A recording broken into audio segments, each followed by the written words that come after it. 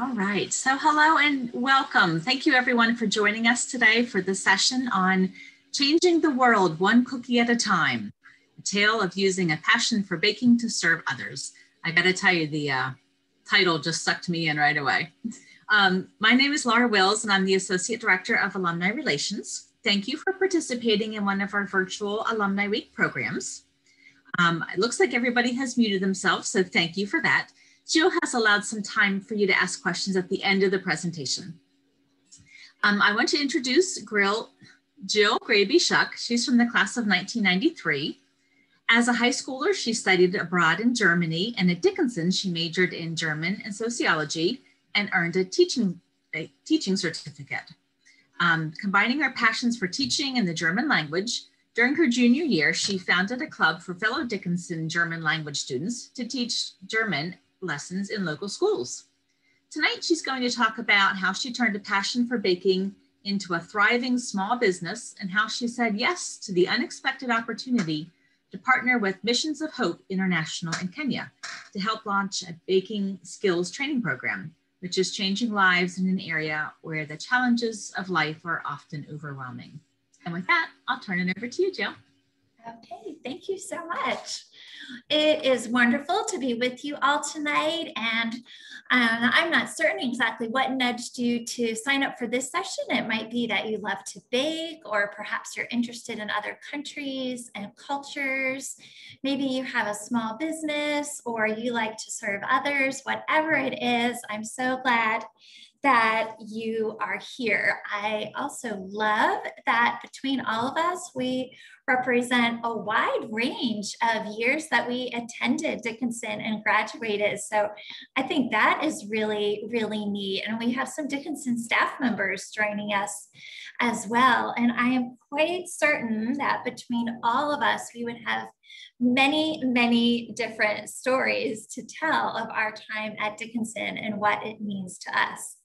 And while I wish that we could share all of those different stories, I am really grateful tonight that you are interested in hearing some of my story and the things that have been written in my life in recent years. So tonight is really about stories. So you'll hear many different stories, and hopefully you'll understand how it is that things that wouldn't seem to tie together actually do. So we'll spend some time where I'll share a little bit with you about my background, how it is that I ended up starting a small business, specifically a baking business. You'll learn some about Missions of Hope International in Kenya, and you'll learn some about the Kenyan culture.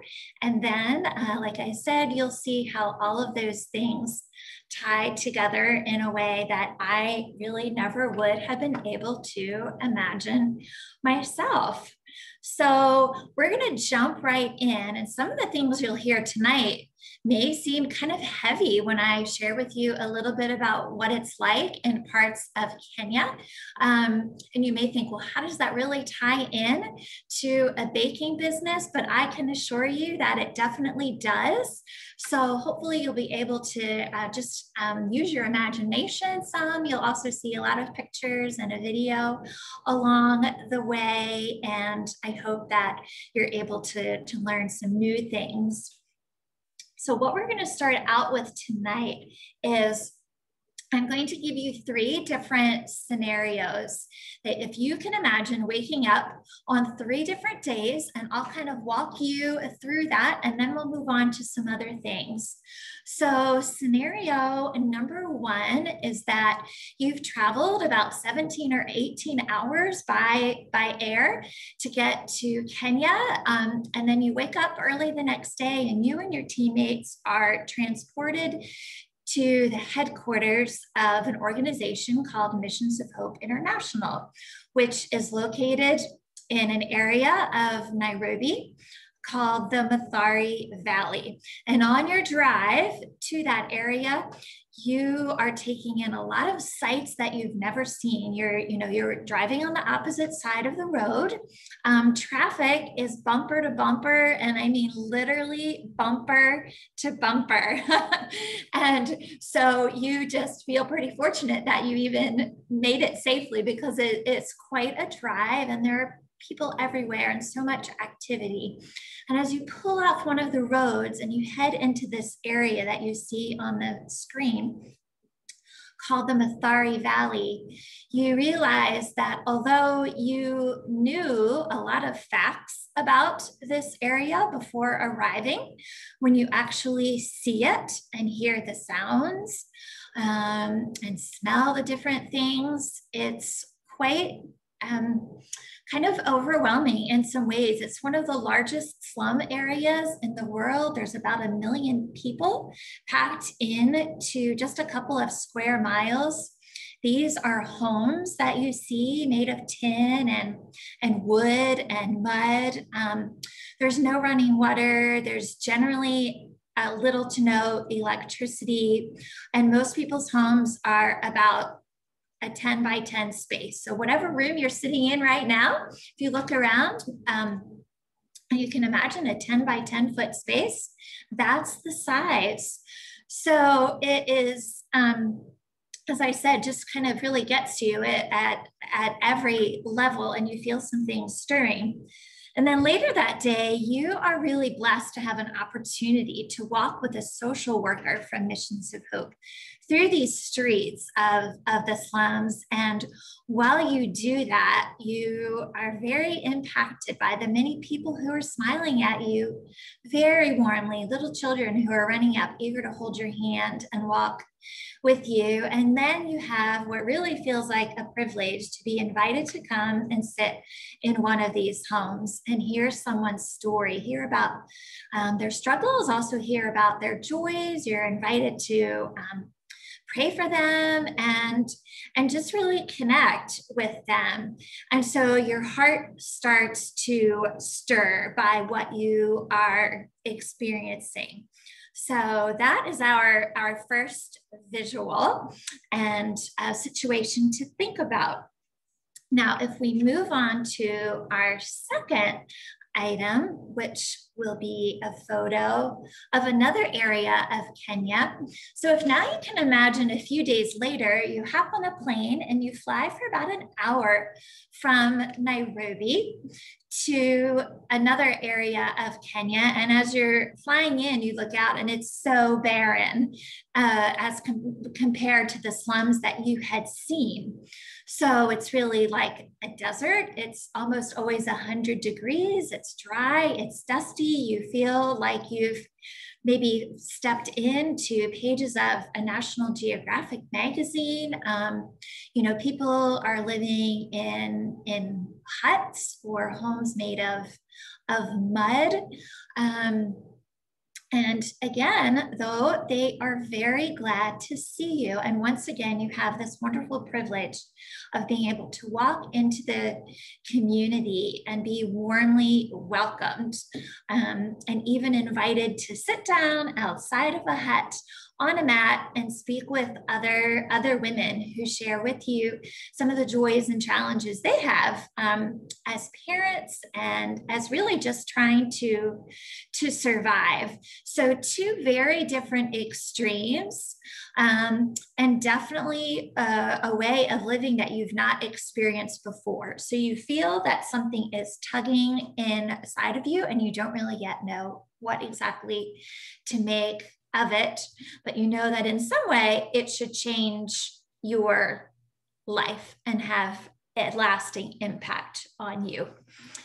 And then the third scenario that we'll consider, if you can imagine that you wake up in a suburban town and it's a Saturday morning and your car is loaded with a tent and tables and several hundred packages of cookies, and you're headed off to the local farmers market where you're going to set up and have a really fun time sharing your cookies with different customers. That's actually my mom in the picture one day in the yellow when she came to visit market and surprise me there. But you are so fortunate to have a chance to interact with different customers and share your cookies. And while you're doing that, you again are so blessed to talk with the people who are right there in front of you. And at the same time, you're also thinking in the back of your mind about some of the people you met in those areas that we took a look at in Kenya. So those situations and scenes are just to kind of get your mind and your heart stirring a little bit. And I hope that you're able to be thinking about how that might feel to you. So again, in addition to hearing some stories tonight, as I said, there'll be a video in a little bit, and there will also be some more pictures that'll give you lots of visuals. And as we go on through the conversation, you'll learn more about how my cookie business ties in with this ministry in Kenya.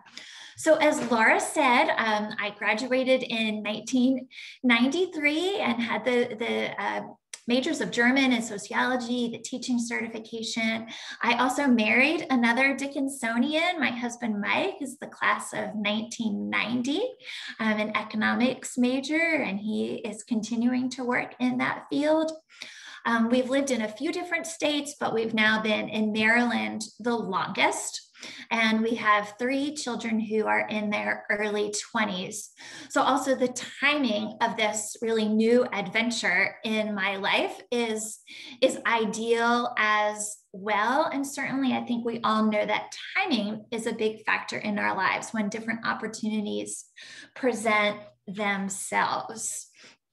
I can imagine that if we were to share memories of our experiences at Dickinson, many of us would be very grateful for the opportunities that we had there to learn and grow both academically and in so many other ways as well. Hopefully, we took advantage of all the opportunities to get involved and try new things, volunteer, meet people that we didn't know before, and just have a great place to really stretch ourselves.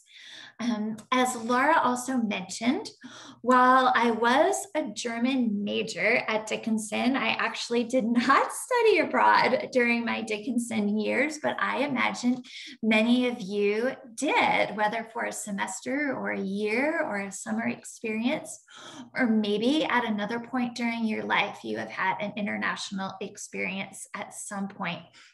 Certainly, although my experience abroad was now over 30 years ago that year, but I can see how that was impactful, even in what I'm doing now, because it was exposure to another culture and figuring out how to navigate that, both in terms of logistically and also just navigating relationships, building community with people, building trust, and also really having the sense of adventure and a desire to do something like that. So one of the things that I've reflected on quite a bit the past 2 years is how it's so interesting to see how something that you have done in the past may relate and be helpful to you years from now. And for our young graduates who have joined in tonight, you just never know. And for those who graduated many years ago, who knows what is around the corner for you. So I encourage you to stay open to that. I wanted to touch just briefly with you on the time I spent in the workplace and different things I did throughout the years. Out of college, I did use my German and degree and teaching certification to teach German in the middle school classroom for several years and really enjoyed those middle schoolers quite a bit. Then I stayed home a number of years raising our children. And then I had the opportunity to work for about 10 years at our church. And I worked at a church, and we're still a very active part of that church.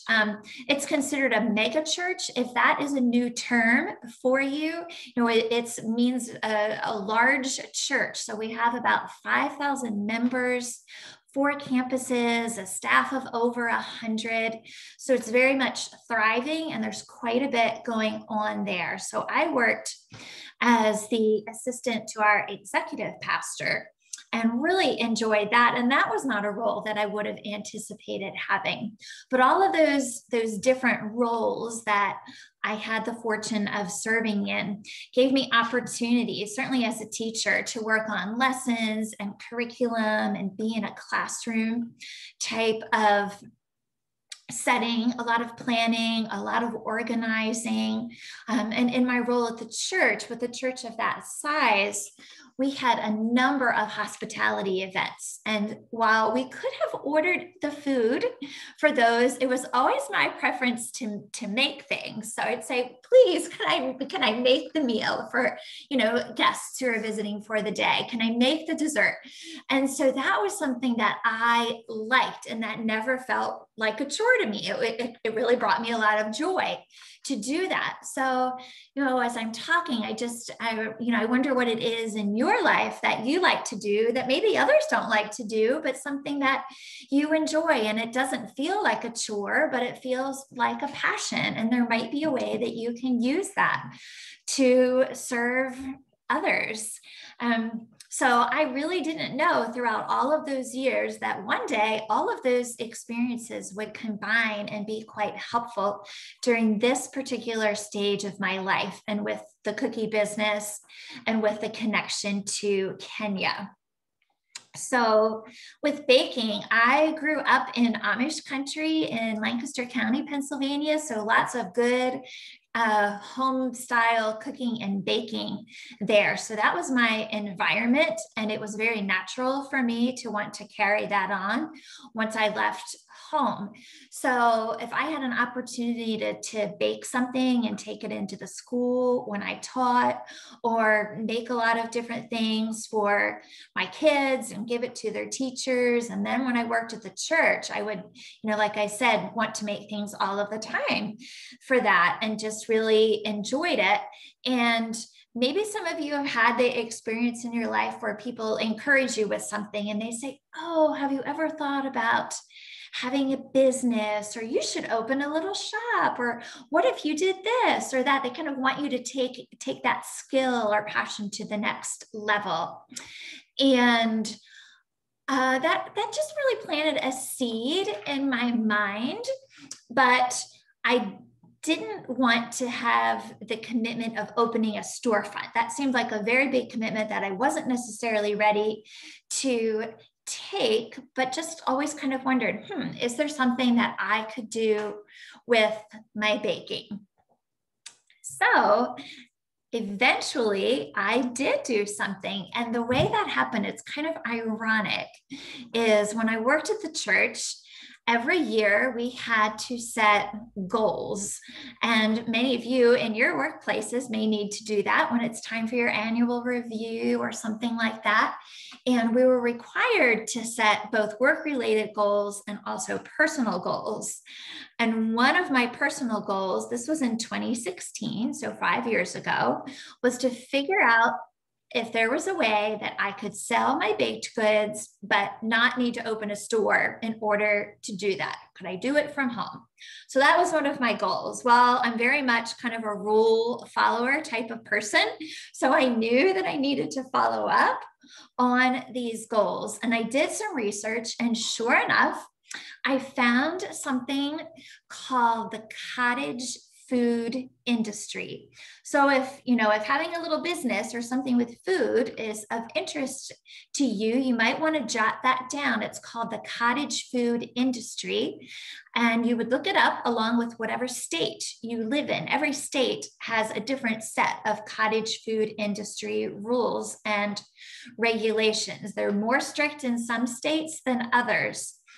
And I found that, and sure enough, I learned that I could bake from home if I followed a certain set of rules, whereby mainly I could sell my items at a farmer's market. I could sell them at some local fairs and festivals. They needed to be labeled in a certain way. There's a maximum income you can have, a number of things like that. And when I saw that, I got really excited about it and had this feeling of, well, I just need to try this. I need to do this, because I'm not going to go through life and think, well, I never did that. I always thought about it and I never did it. Thought I'm going to give it a try. And if it does not go well, or I think this is not for me, I'm okay with that. But I think I'm not okay with not trying it. And so that's how I ended up actually starting a business. I certainly never imagined myself as a business owner. And I ended up choosing cookies because that is something that you can easily make a pretty wide variety of. They are able to be packaged rather easily. You can make them in small packs, so they're very friendly to sell at a farmer's market and so on. They also freeze really well. I have a lot of freezer space in my home, so I'm able to kind of work ahead, and it just ended up being the right fit.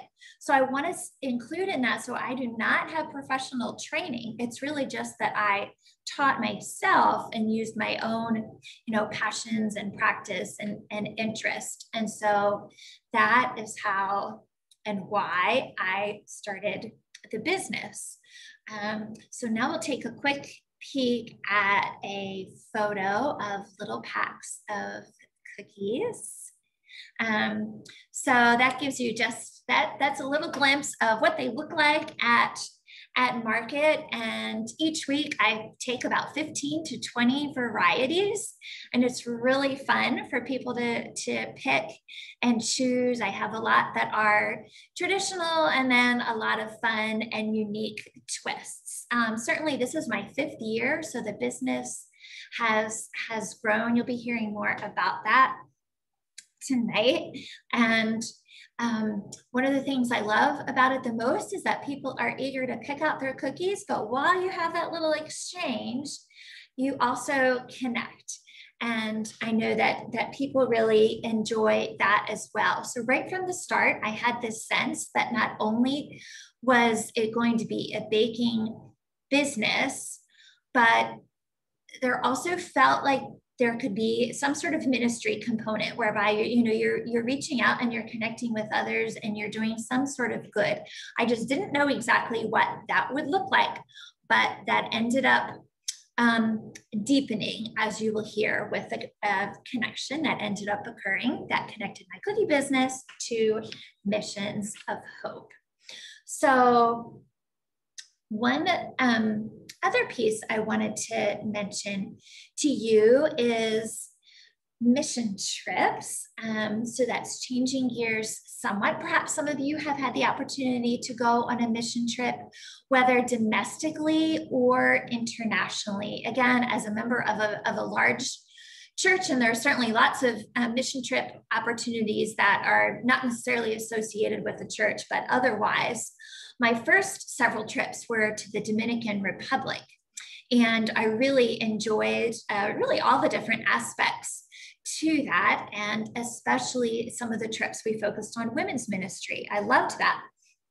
And I knew that we also had trips available to Kenya, which of course would be a longer and farther trip. But in my mind, I felt that I was interested in going there at some point. And then I knew that I definitely wanted to do that because my family had the opportunity to start sponsoring children in Kenya. So next we'll take a look at a photo with a girl named Sarah. And Sarah is almost finished with high school, but we began to sponsor her when she was about 4 years old. So I have a whole stack of letters that she and I have exchanged over the years. So she is a student with Missions of Hope at, they don't call them schools, but they call them centers because they reach out not only to the children, but also to their families. In a few minutes, we will watch a short video. Specifically, it's called About Missions of Hope International. And you will hear from a man and a woman named Mary and Wallace Canal, who founded Missions of Hope 20 years ago. And they are Kenyans.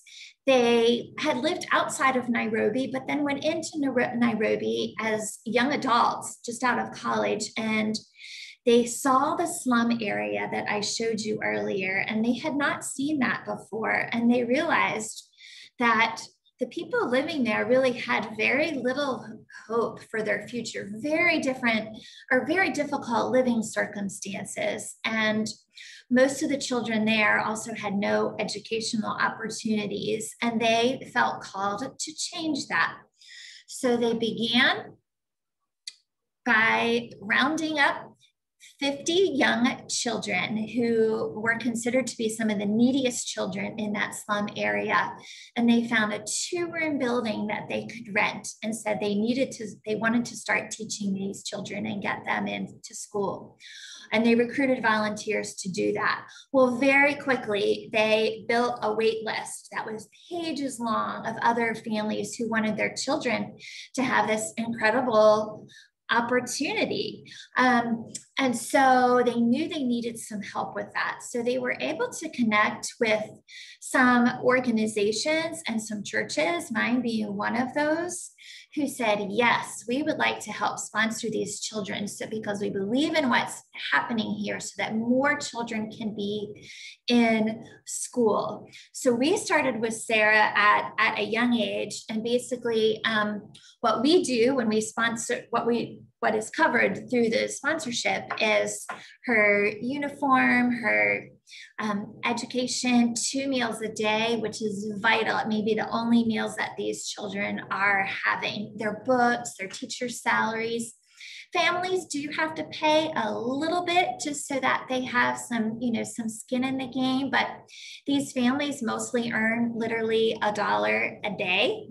And so it may be that they're contributing $1 a month because that's a pretty big chunk of their monthly income. The video that you'll see was made a few years ago, and Wallace will say that they are now up to, in the video, he'll say that there's over 14,000 children now in different centers in Nairobi and throughout Kenya. But that number actually now is over 20,000, and they have a goal of reaching 100,000 by the year 2030. It's just really amazing. The other thing I want you to look for in the video is he will mention the Skills Training Center, and you'll see a picture of it. And that is where the baking program now takes place. I'll show you a picture of that later on. But the video was filmed before the baking skills classroom actually had been founded. So we will go ahead and take a look at that. Now you'll be hearing from Mary and Wallace, so you may not be able to make out everything that they are saying, but I think the visuals will still be well worth your while, and it'll take just about 5 minutes to see that.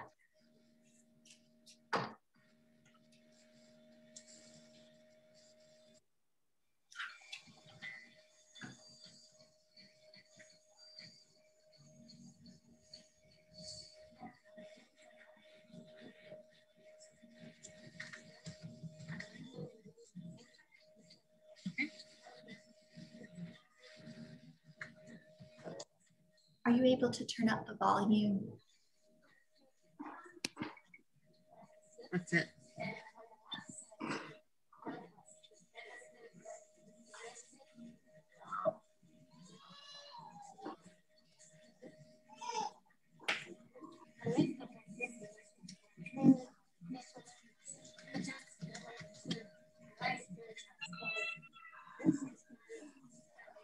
What happened, Eva?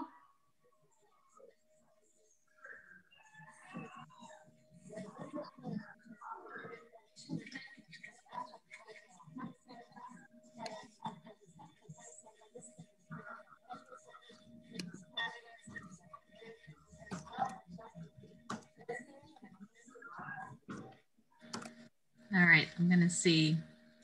I tried it earlier, it sounded okay. Is it not very loud? Yeah, the video, the sound is not really quite coming through. But I think we can just,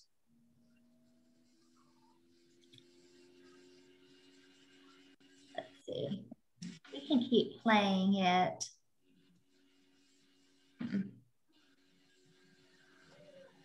I think we should just stop. We can stop the video if you want. Okay, okay. Okay. Okay, everyone. Well, we had a little bit of a hard time getting good quality sound with that. I am going to give you the website at the end of the presentation. So if you're interested in going back, there's actually a number of different videos that you can take a look at, but we'll see more pictures coming up. But truly, when I think of people who have changed lives and had visions, I think of people like Wallace and Mary who had this vision, and have so many people who are committed to what they are doing. So now you've met Sarah. She wants to be a flight attendant. That is her dream and her goal. So I do try to encourage her with that. She's a bright young woman, and I am blessed to have spent time with her. We do sponsor some other children who live in Turkana, in that very remote desert area, and I do have a picture of them. So you can get an idea. So on the left is a little girl. Her name is Melvin. And then the little boy, his name is Shadrach. And then the other girl on the right is Naomi. And truly, where they live in that remote part of Kenya, it is really and truly wonderful that they are able to be in school, because when these children are not in school, it would be very likely that the girls would be married off at a very young age, like 10 or 11. And, the husband would have multiple wives. So it's very different. For the boys, they may become shepherd boys at a very young age and just be, asked to tend to a flock of goats or sheep. But if they're in school, then it changes everything for them. Additionally, one of the pieces that would be important to know that you would have heard in the video is, once the children are in school, then the social workers have access to the family, really, to find out about their needs. Do the parents have a health issue with which they need some help? Do the parents have any job, or are they looking to be trained in skills? Are they struggling spiritually or emotionally? What are really the needs? So not only are the children receiving an education, but their families also have the opportunity to become healthier and better off as a whole. And one of the things, the other things that Missions of Hope does is they do offer skills training. And very soon I'll tell you how that connects to baking as well. But there are classes where people can learn things like hairstyling, computer skills, making jewelry, carpentry, welding, sewing, and they go through a training program for about a year. And then when they finish, they either find employment or they're able to apply for a small business loan through Missions of Hope, and then gradually pay that loan back. And then they're on their way to supporting themselves and having financial sustainability. So even in those areas where it's so difficult, in the slums or out here in the desert, they do find ways, if they have the opportunity to learn some skills, to really support themselves. So let's take a look here for a moment at this little boy Shadrach's home. So this is his mother, and that is his home where he lives. So again, just wanted to give you an opportunity to see kind of what life is like. And when someone literally takes you by the hand and invites you into their home like that, you can't help but have your heart feel some compassion and some love for the people, and you find ways to connect and to talk, and it just makes the world seem like it's a little bit smaller when you can do things like that. So it's really special, and these people are some of the reason why I do what I do. And I wanted you to see these things because I think hopefully it will help you understand why I really started to become so passionate about the people of Kenya and their culture and what Missions of Hope is trying to do. And when I left there after my first visit in 2016, I said, well, when can I come back? And when can I take more people with me to see what is going on here? So I knew that I was drawn to go back, and I went back again in 2018 and then again in 2019. And 2019 was the big turning point. I was there with a team of women, and specifically we had gone to focus on a lot of women's ministry. We were going to be hosting conferences and also spending time with children we sponsor and encouraging missionaries and so on. And one day we were being taken on a tour really of a location of one of the centers, and we were walking in small groups. And have you ever been in a situation where you're in a group and there's various conversations going and you're a part of a conversation, and at the same time, you overhear another conversation? It's not really so much eavesdropping, it's just you hear something and it's kind of like your ears perk up and you think, oh, what is that they said? And what I heard was the people right in front of me were talking about the skills center in Nairobi, where adults are taught these skills that I mentioned to you, like the hairstyling and the jewelry and sewing and so on. And they said, well, we have a classroom that we want to turn into a baking skills classroom, but we need somebody to help us with that. And in that moment, I thought, Jill, you have got to say something. You have a choice. You can either be silent and just think, yay, that's great. That's good news. I'm excited for them.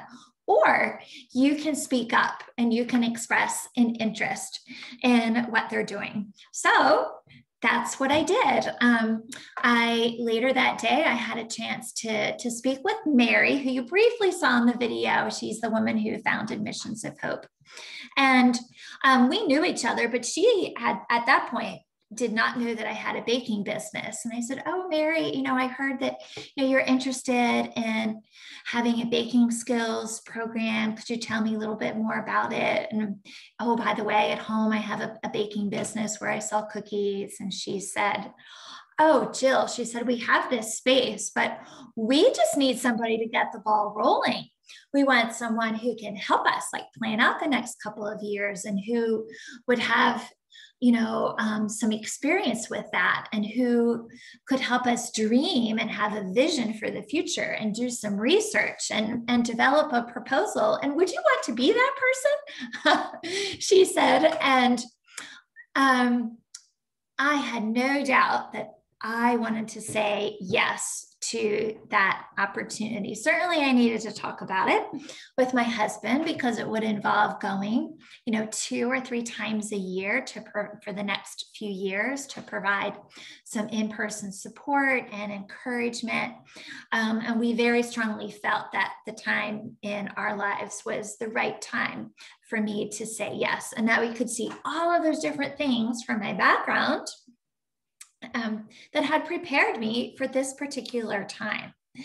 And I also knew in that moment that I really wanted to say a huge yes to this and commit. So although I loved my job at the church, I quit my job with their blessing because they knew that this was the right fit for me, because I wanted to have the time to spend in Kenya and also on my business, The Country Cookie. And it was at that point that I decided that all of the profits from my business would go towards this baking program, that every year at the end of the year, I would send them all of my profits and they would be used to help the program continue to grow and expand.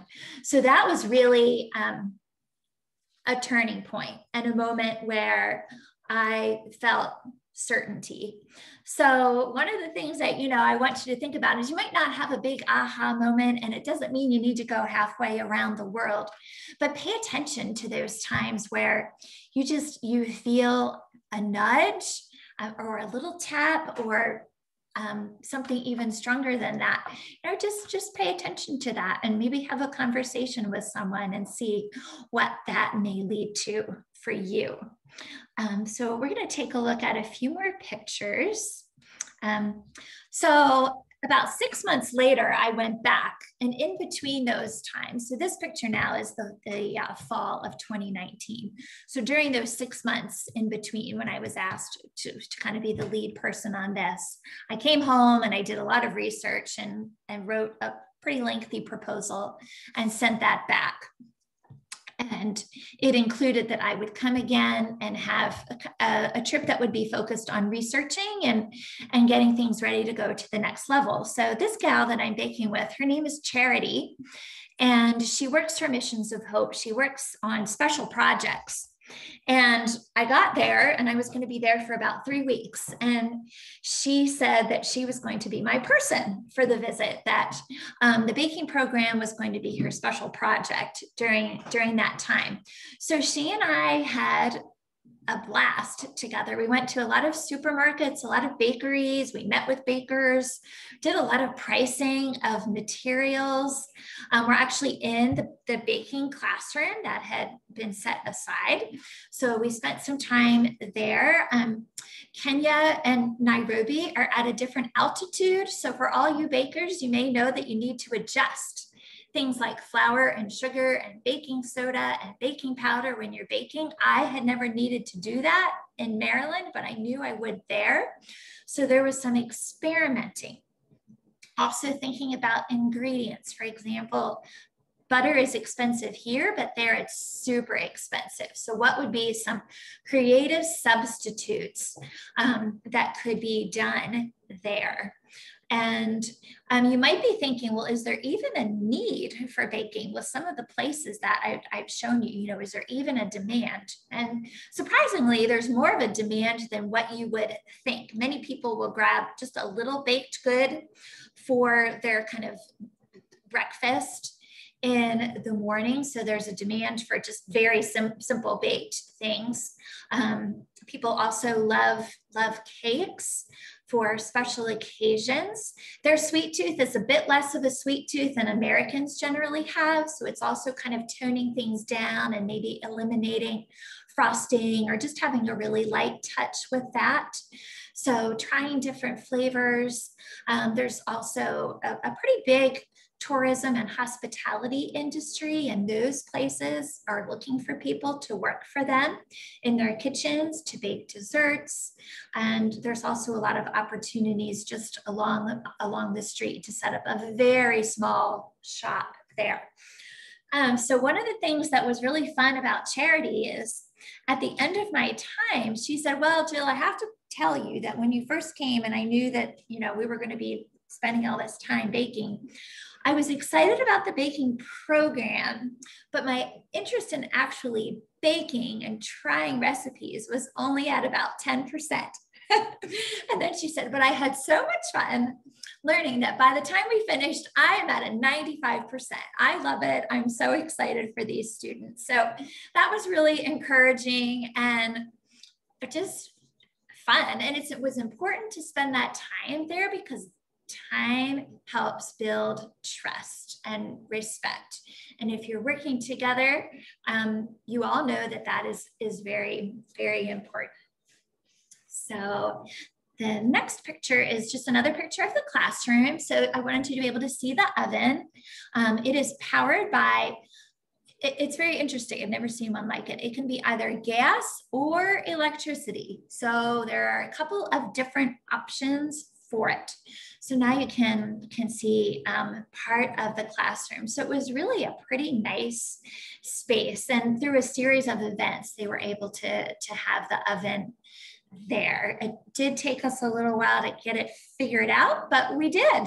And so wanted you to be able to see that. So part of what the proposal included was the time, that Missions of Hope would spend hiring an instructor. So while I put this proposal together and thought through the next couple of years, it's ultimately their program, not my program. I just help with the dream of it and the vision and keeping things going. So it's very important that they would have a Kenyan instructor permanently and that I would just go periodically to check in, and I would check in from here as well. And when I do go, I share different recipes with them and provide a lot of encouragement. So the first group was able to participate in 2020. They started in January of 2020, so shortly before COVID. I was actually there for a few weeks in February of 2020. So truly, truly just in the nick of time for the official dedication. So the first group of students, there were 16 students. There were more who were interested, but that's really the capacity that the classroom could hold. These students either were graduates of Missions of Hope and had not yet identified their next step in life and what they would do for a job, or they were slightly older and had children enrolled in the schools at Missions of Hope and just needed a job themselves, or they were young adults from the community who had no experience really with Missions of Hope, but they found out about the program and they were welcome to apply and participate. So their training was to be about 9 months long. And after they would complete that, they would receive a certification that would be recognized by the government and would allow them to then be working in the baking industry and be qualified to do that. So I was really thankful for the opportunity to go and work with them. We can take a look at some students working. Here they are. So they were very careful to read their recipes. I love that the teacher, the instructor would teach them not only recipes, but also a lot of baking theory. So they would be taking notes and really understanding it, and then they would apply it. They would generally work in 4 groups of 4, and that encouraged a lot of teamwork. Some of them worked so well together that when they finished, they wanted to go into business together, which was something great as well. They also spent time every day doing daily devotions with all of the other skills classrooms, which would total about 100 students. They would kind of pack really tightly into one classroom space, and they would have a time of singing, and they would have a time where someone would share a devotion or a word of encouragement. And that was considered to be a really important part of their day as well, so they could just encourage one another. We did have a big official launch day when I was there. We can take a peek at some of the desserts that the students made. So just after a very short time of training, they were already starting to just turn out some really wonderful desserts. We welcomed about 200 guests, mostly Missions of Hope staff members to that. And the students were so excited to be, you know, feeling very official and welcoming people, and spent time with them learning to display things in terms of their supplies. They don't have a lot, but it's pretty simple, but we learned how to, you know, how to make it as nice as we could with what they had. So it was really, really exciting. These students did then have to have a temporary break during COVID for just a couple of months. And then they were able to come back and complete their training, and they did graduate at the end of last year. So I just have one other story. It's my favorite story that I want to share with you. And this is a picture of a young woman named Jerry. So she was one of the first 16 students, and this is as we were getting ready for the launch day, or the official dedication. They had learned to make a homemade pizza crust, so she was very proud of the pizza. But what I specifically wanted to tell you about her is, I mentioned to you that during these times of daily devotions, one of the days I was asked if I would be willing to share a devotion. And I had received absolutely no notice about that ahead of time, which is not terribly unusual in the culture there. It was, you know, there's 100 people listening, and Jill, would you like to share a devotion? And thankfully, I knew that there it is not unusual to be called upon to speak without really knowing that ahead of time. I knew that from previous visits. So I had prepared a few possible devotions just in case that scenario presented itself, which it did. And I had no time really then to think about which one I would choose. So I grabbed my notebook, and I had this one called "You Are Not a Mistake." And that was just the one that I felt led to share. And what it was about was how, you know, sometimes there are people who kind of throughout their life always feel that they were really a mistake, either that they were not wanted, or that their life doesn't have a lot of purpose or a lot of meaning, and things are really difficult for them. So I shared that. But it talks about how you do have a purpose, and that will be revealed to you, and you are wanted, even if others don't necessarily make you feel that way. So it ended up having a hopeful message at the end, again, focusing on one really truly having a purpose. And Jerry came to me that afternoon, and she asked if she could talk with me after class. And so after class, we went outside, and we sat on a tire on its side in the dirt outside of the classroom. And she said, "Madam Jill," because they always called me Madam Jill, which was just super cute. She said, "I just wanted to tell you that devotion really meant something to me." She said, "All my life I have lived in the slums," and I've shown you pictures now. You've seen the slums and how very, very difficult it is. She said, "All of our relatives don't live in the slums. They live in other places, and they've always looked down on us." She said, "You know, I've always felt looked down on really throughout my life, and have just always felt rather aimless and wondering what meaning there really is, and then I don't have much of a purpose." And then she said, "I found out about this program, and my mom said to me, you know, and Jerry, you've always liked helping me cook. Maybe you should enroll." And Jerry was a girl who had not gone to a Missions of Hope school. She just lived in the community, and she found out about it. And so she decided to sign up.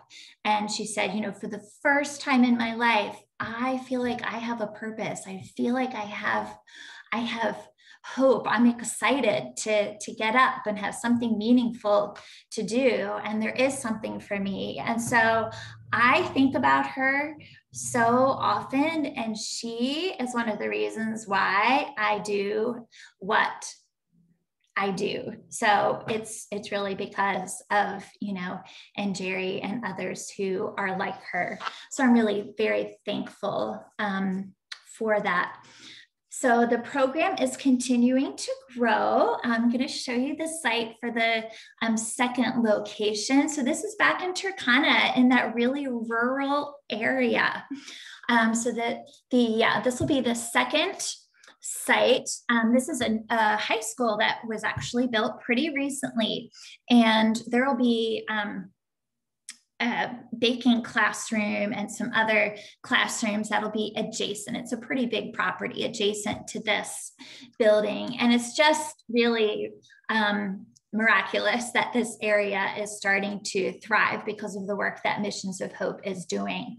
So we all felt really compelled that this would be a great site for the second location. So at the end of 2020, I sent off the profits from 2020, and they are the money to help get this program going. So I'm excited to go and have a look. Each program will be a little bit different depending on the needs in that community.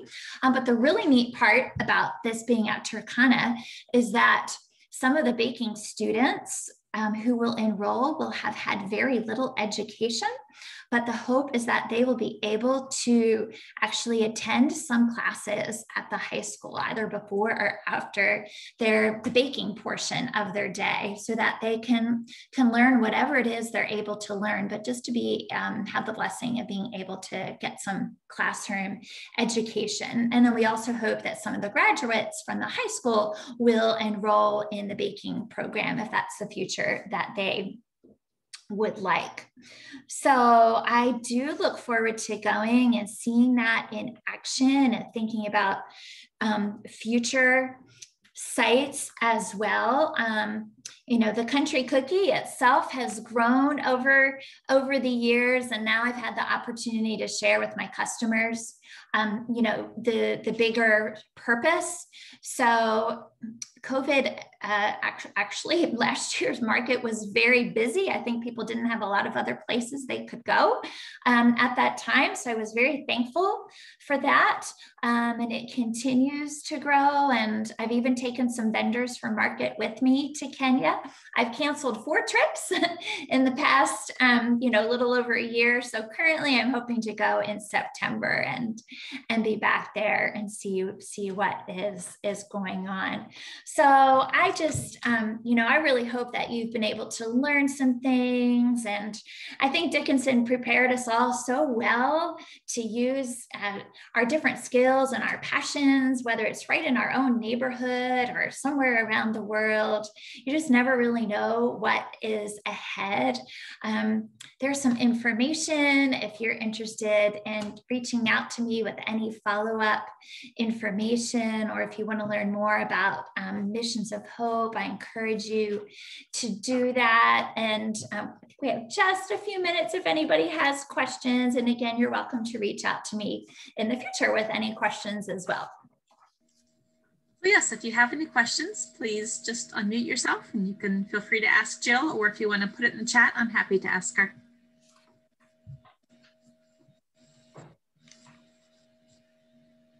Anybody have any questions?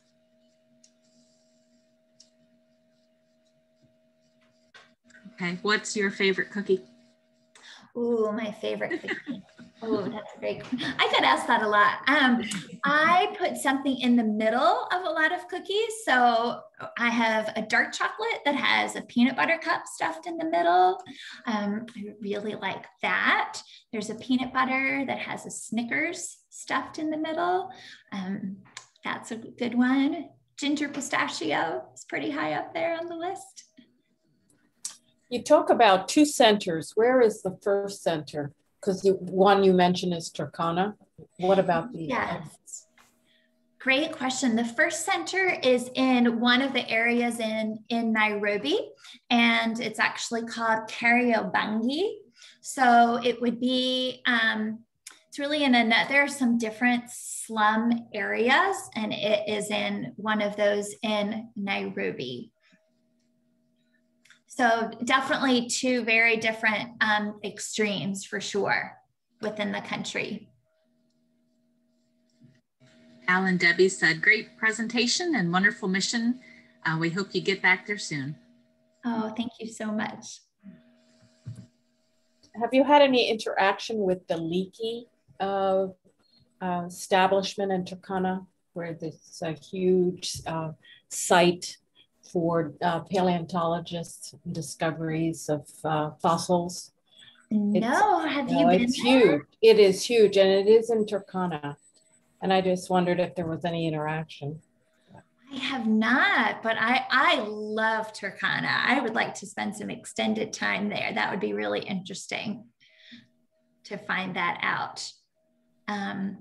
We do have, I can say, another thing that's happening in Turkana that's really neat. And I met some Americans the last time I was there, is they're teaching a lot of agriculture because, you know, as I said, it really is 100 degrees and like the desert. So they've been able to teach some farming skills and figure out some irrigation, and wow, what a difference that makes. So that's been pretty neat to see what they're able to do. And then on these farms, both there and in the outskirts of Nairobi, they grow a lot of the vegetables and the food that is then used at the schools to feed the children their meals. So they're really, I think, very forward thinking and very wise with their decisions like that.